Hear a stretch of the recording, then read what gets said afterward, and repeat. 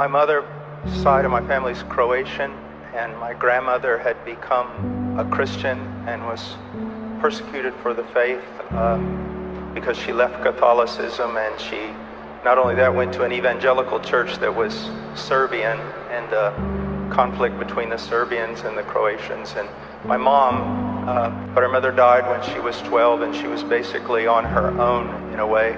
And she eventually was saved, but not much discipleship, and she married my father, who was an unbelieving man, although lived in Brazil for a long time, because my grandfather and grandmother were some of the first Baptist missionaries to Brazil in Manaus in the 20s. And so my mom would take us to church ever since I was born.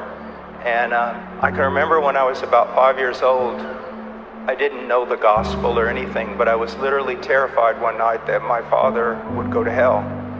And so I braved walking this dark hallway, and I woke him up and told him he needed to be saved. But I didn't even know what that meant. Years went by. I was 9, and I remember in a Sunday school, it was almost like, no, it wasn't a vision, but in my mind, I could just almost like I could see him hanging on a cross. And they took me up front to the preacher because I was crying almost hysterically. But I don't remember them ever telling me anything about repentance or faith. They just told me I was saved. And I was a fairly good kid, but I was not converted. I always had a fear of God.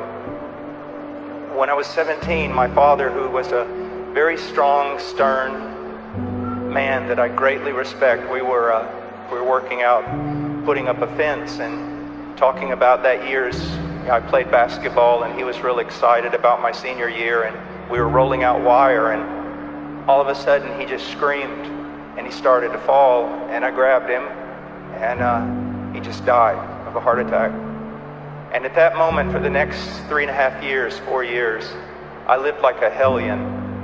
And so many people would say, well, you know, he went through such a trauma, and they would feel sorry for me. But the reality of it was simply this: my father's death gave my flesh an excuse to live in sin. And I did.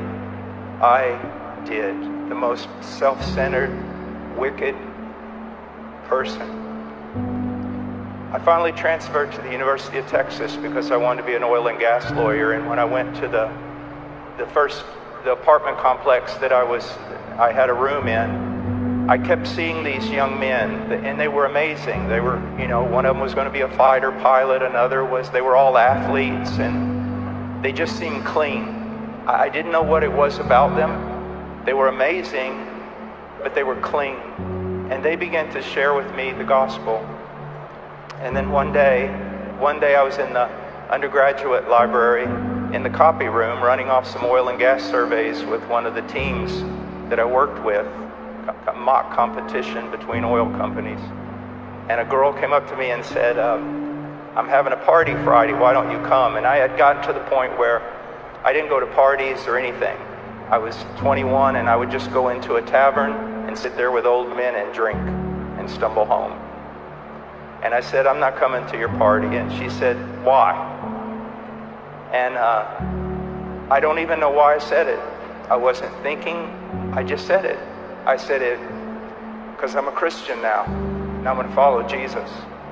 And it just seemed like, I knew I was a sinner, but it just seemed like I was utterly engulfed in the love of God, that God loved me.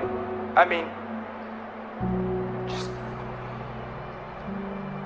joy unspeakable and full of glory. And I ran back to the dorm. I was scared. I didn't know what happened.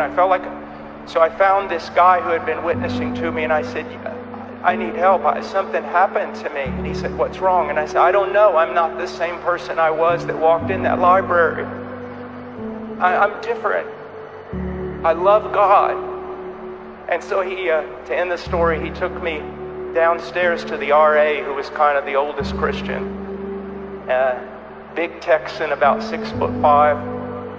And I knocked on the door, and he said, what's up? And I said, I don't know.